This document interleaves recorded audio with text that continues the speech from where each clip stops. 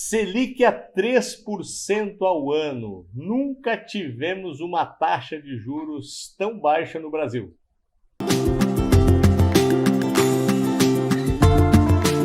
Olá, amigos da Focalize, sejam bem-vindos a mais um vídeo. E tivemos a decisão da baixa junto ao cupom de 0,75, foi o corte, e ainda deixando um viés para o futuro, um novo corte, não necessariamente de uma sentada só, mas provavelmente levando esse ciclo de quedas até a faixa de 2,25. Em poucos meses atrás, se falássemos que a taxa de juros do ano no Brasil estivesse a 2,25, provavelmente nos chamariam de louco, né? Então, eu lembro, possivelmente há 10 meses, 12 meses atrás, quando se falava, se discutia quanto podia ser a taxa, eu lembro, nós vamos bater em 4,5, a gente falava em 4,25, 4 já era aquela turma super arrojada, sob o ponto de vista de expectativa. Pois muito bem, nesse momento agora, tinha gente que já falava em taxa zero, que, na nossa visão, isso é absolutamente improvável para o Brasil, porque comparativamente com economias mais fortes, como a economia americana, economia alemã, economia inglesa, que são economias que recebem muito fluxo de dinheiro simplesmente pela segurança, né? Aquele dinheiro que não está preocupado naquele momento em receber uma taxa de juros em cima, mas simplesmente, única e exclusivamente por preservação. E nessa condição, se compararmos a robustez das economias, uma taxa zero lá e uma taxa zero aqui, ninguém traz dinheiro ou ninguém financiaria o governo brasileiro a essa taxa. Então acreditamos que isso passa a ser uma hipótese absolutamente improvável. Mas o que significa na prática isso para os investidores, né? A gente já vinha falando sobre isso, eu gravei até um vídeo sobre a taxa 4,25, depois veio a 3,75 e agora veio a 3. Mas isso na prática significa o seguinte: hoje, com o redutor da poupança, quem ainda acredita que poupança é algum tipo de investimento, vai estar recebendo 2,10% ao ano. Um fundo DI que você recebe 100% do CDI, que se nós considerarmos a média do que tem investido nessa categoria de fundos no Brasil, não recebe 100%, mas vamos atribuir que ganhe 100% do CDI, significa que vai estar ganhando na faixa de 0,24% a 0,25% ao mês. Que saudade daquele 1% ao mês. E se vocês acreditam que ainda tem gente que nos procuram para pegar indicação de investimento, se a gente consegue alguma coisa que garanta 1% ao mês. Parece piada, mas não é. O fato é que, mais uma vez, os rentistas estão cada vez mais em apuros. Aquela quantidade de dinheiro calculada há um tempo atrás para viver de renda, quando se falava, se eu conseguir juntar 2 milhões, vou ter tanto de renda, 3 milhões, tanto de renda, esse número está cada vez mais alto, né? Obrigando as pessoas a cada vez a poupar mais dentro de um contexto de segurança, ou seja, de não tomar risco algum. Mas, em contrapartida, quando olhamos a curva um pouco mais longa de juros no Brasil, essa não cedeu tanto. Os 3% eles fazem referência ao curto prazo. E é uma ação basicamente ligada a uma economia que está em frangalhos, ou seja, ela tenta transferir um contexto de taxa de juros mais baixa para tentar incentivar o nível de consumo no Brasil, o nível de investimento e assim por diante. Ou seja, tem que desenhar uma ponte que essa taxa referencial de juros ela vá para o crédito e o crédito se torne efetivamente mais barato, que é o que ainda não aconteceu na prática no Brasil, a não ser com os incentivos dos bancos públicos, os bancos governamentais, tipo BNDES, Caixa, os planos de incentivo agora do Covid e assim por diante. Mas fora isso, taxas de juros muito competitivas no Brasil, elas ainda não se traduziram, né? Esses 3% hoje não se traduziram. Se um dia vão se tornar viáveis, não sei, né? Mas o fato é que seria interessante, do ponto de vista econômico, que isso acontecesse. Mas a curva longa de juros ela ainda não cedeu. Se a gente olha os vencimentos 26, 30, 35, 50, 55, a gente encontra inclusive taxas próximas de 8% ao ano ainda. Por quê? Porque os agentes, quando falam em financiar o longo prazo, eles entendem que precisam um prêmio de risco um pouco mais alto.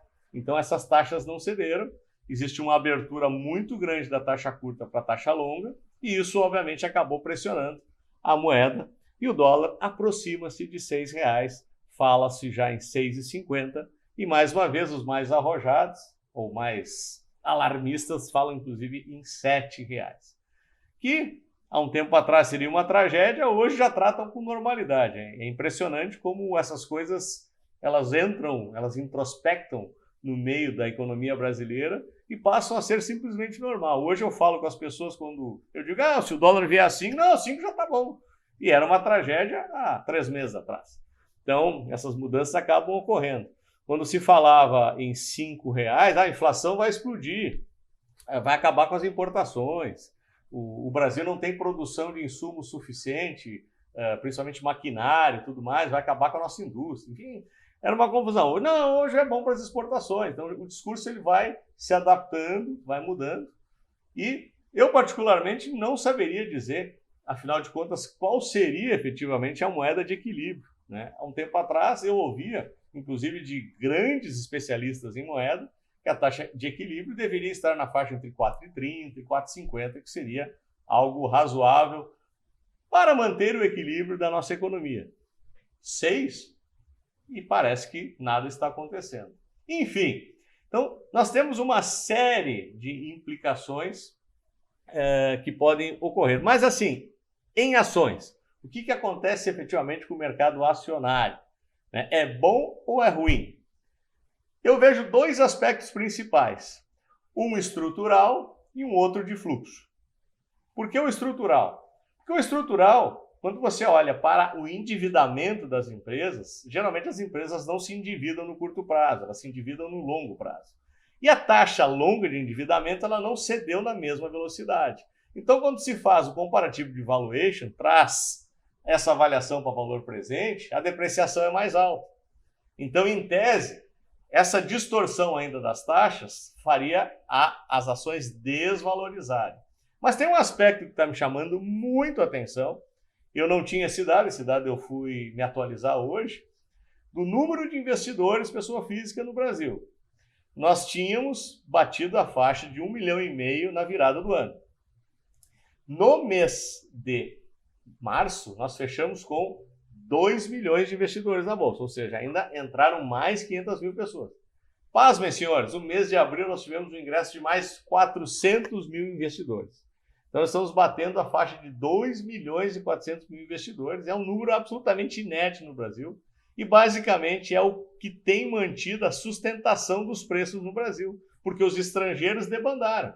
Quando olhamos o fluxo de estrangeiro, é só saída. Saíram alguns bilhões. O institucional, ele ainda não entrou, apesar de que a gente sabe que ele vai ter que entrar, porque pelo cálculo atuarial, que pelos cálculos para darem conta das pessoas quando se aposentarem, seria de 6% ao ano, tirando a inflação, não existe mais nenhuma operação segura para pagar isso sem que se tome um pouco de risco.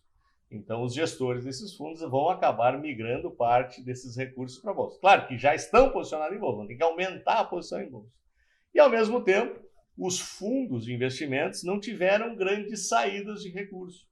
Estava havendo um levantamento em relação à entrada e saída, está mais ou menos equilibrado, as pessoas que entraram nos fundos que saíram, ou seja, os fundos de ações não tiveram uma debandada geral. Por quê? Porque o investidor brasileiro ele está olhando para a renda fixa e diz assim, poxa vida, 3%, eu vou ter que tomar risco cedo ou tarde, mesmo nessa crise, uma hora as ações vão reagir e a gente vai ganhar mais dinheiro. Então essa é uma cabeça, claro que eu estou falando de uma forma muito simplista aqui, mas essa é a cabeça média. Quando você olha, eu vou deixar meu dinheiro parado um ano para ganhar 3%, praticamente mal e mal cobrindo a inflação, eu vou tomar um pouco de risco numa parcela do meu dinheiro. Na prática, o que a gente acha que tem que ser feito? Naquela parcela de curto prazo, não tem o que fazer, né? Vamos remunerar ao menos a inflação, né? Não tem muitas alternativas, se conseguir 100, 110 do CDI, 120 do CDI para uma liquidez curta, está de bom tamanho, a gente remunera um pouquinho mais que a inflação, mas para a liquidez tem que ser isso. A partir daqui, temos que mesclar investimentos com um pouco mais de risco e um pouco mais de prazo. Como eu já falei, os prazos longos ainda oferecem taxas um pouco mais atraentes. Essa semana, tínhamos ainda CDBs longos de 4 anos pagando 9% ao ano. Tinham títulos indexados à inflação pagando perto de 5% livre de imposto de renda. Então a gente tem que garimpar essas operações, estender o prazo e aí conseguir remunerar um pouco melhor o capital. E depois tem fundos imobiliários, que ainda tem a renda recorrente dos aluguéis e o mercado acionário. Então tem que fazer uma composição, né? Separa a parte de liquidez, essa não tem jeito, vai ganhar pouco mesmo, mas depois temos que ser um pouco mais arrojados para tentar, no composto, melhorar os nossos investimentos. Espero que tenham gostado. Mais um vídeo aqui da Focalize. Deem o like, compartilhem, inscrevam-se aqui no nosso canal. Ainda dá tempo de fazer o nosso treinamento introdutório na Bolsa. Está aqui o link para vocês se inscreverem. E espero vê-los no nosso próximo vídeo. Até lá!